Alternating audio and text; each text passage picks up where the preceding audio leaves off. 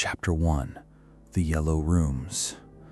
I know this sounds insane, but I need to put this somewhere. Maybe if anyone else has been through it, you'll understand. It started 2 weeks ago.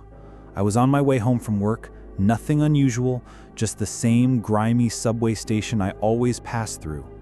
The fluorescent lights above flickered, and the crowd thinned as the last train left. I remember pulling out my phone to check the time, and then the floor tilted. That's the only way I can describe it. 1 second, I was walking down the platform. The next, I was falling, not like tripping, falling through solid ground. I woke up on stained yellow carpet. The smell hit first. Damp, moldy, like a hotel room that had been abandoned for decades but never aired out. My eyes adjusted and I realized I wasn't in the subway anymore. The walls were painted a dull yellow, the kind that makes you feel sick if you stare too long. Fluorescent lights buzzed overhead in a constant hum, but there were no fixtures, just an endless ceiling that seemed to glow on its own. I got to my feet, heart pounding. The place stretched in every direction, walls forming hallways that led to more hallways. No windows, no doors, just endless, repeating geometry.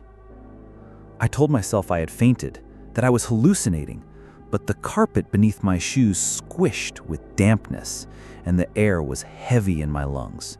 This wasn't a dream. I started walking. At first I tried to keep track. Left turn, right turn, straight, left, but the corridors all looked the same, and soon I couldn't tell if I was moving in circles or deeper inside. My phone had no signal, battery 67%. That's when I noticed the stains. Dark patches on the carpet, smeared across the floor like something had been dragged. They led down one hallway, then disappeared around a corner. I didn't follow. The buzzing above grew louder the farther I walked, until it wasn't just buzzing anymore. It was layered, like voices, distant, overlapping, too distorted to make out words. I pressed my hands to my ears, but it was inside my head. I don't know how long I wandered.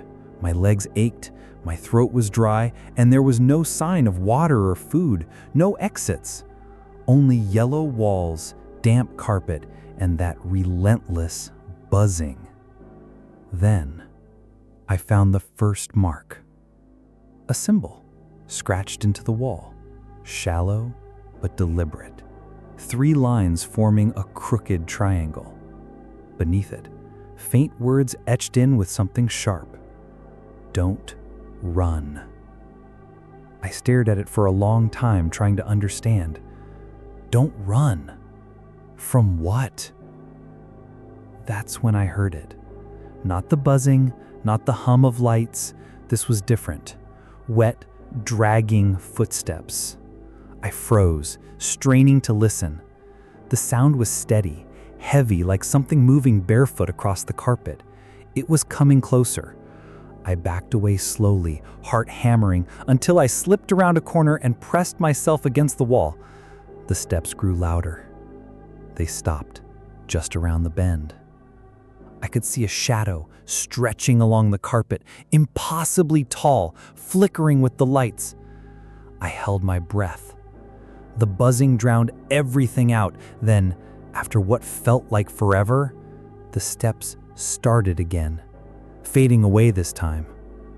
I didn't move for nearly 10 minutes. My legs shook. My lungs burned from holding back sound. When I finally worked up the courage, I walked the opposite way, as quietly as I could. My phone battery was at 42%. Time didn't make sense anymore. That's when I found something worse than the shadow. A note. Folded paper, lying in the middle of the hallway. On it, scribbled in frantic handwriting, "It knows you're here. Don't let it hear you breathe." The edges of the paper were damp, stained yellow from the carpet. I don't know who left it, or if they made it out. I wanted to scream. Instead, I shoved the note in my pocket and kept walking, praying I wouldn't hear those footsteps again.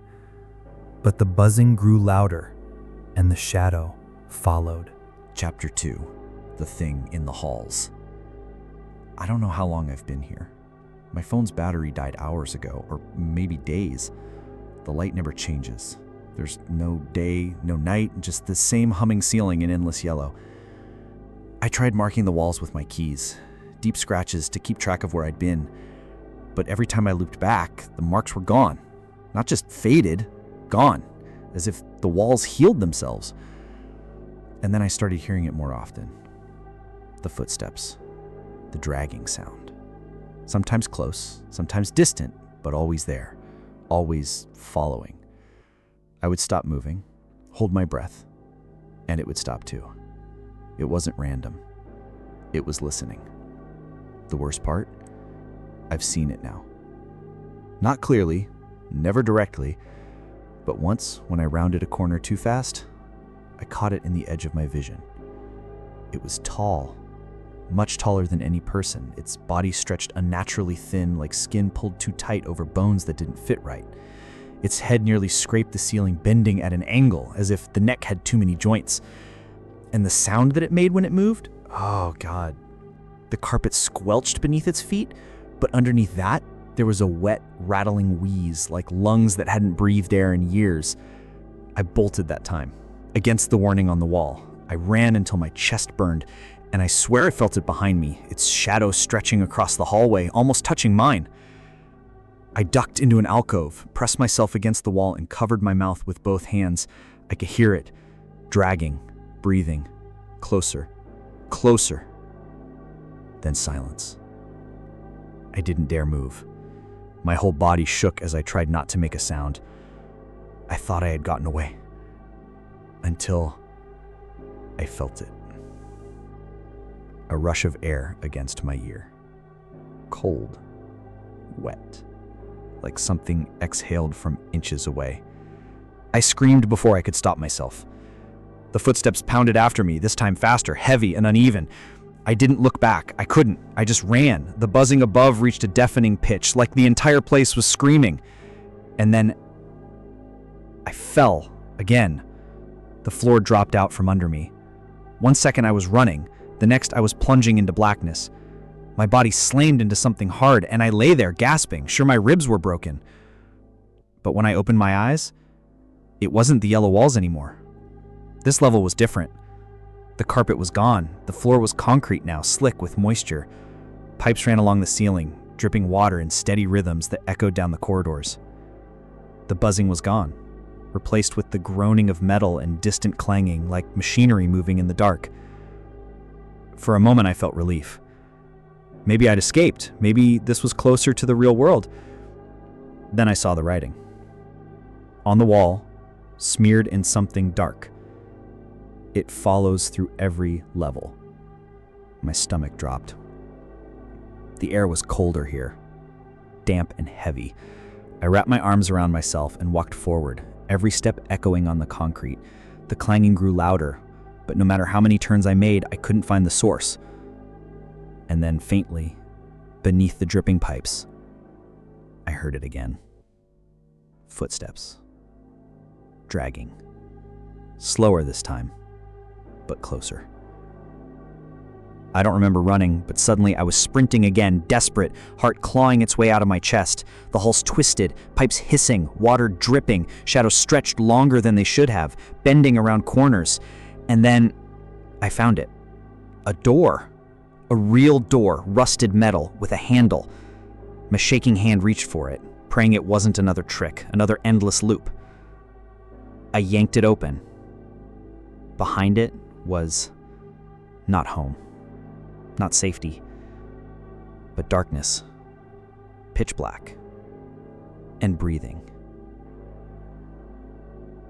That's when I realized the thing wasn't chasing me. It was guiding me. Every turn, every shadow, every dead end, it was hurting me, pushing me deeper. And now I'm here, in this dark room, No walls, no floor I can see. Just breathing all around me, closing in. I don't think there's a way out. If you're reading this, if somehow this post uploads, even though my phone's been dead for hours, don't go near empty hallways. Don't trust places that feel too still, too quiet, because sometimes reality glitches. Sometimes the floor tilts. And when it does, you don't wake up in your bed. You wake up here. And it's already waiting.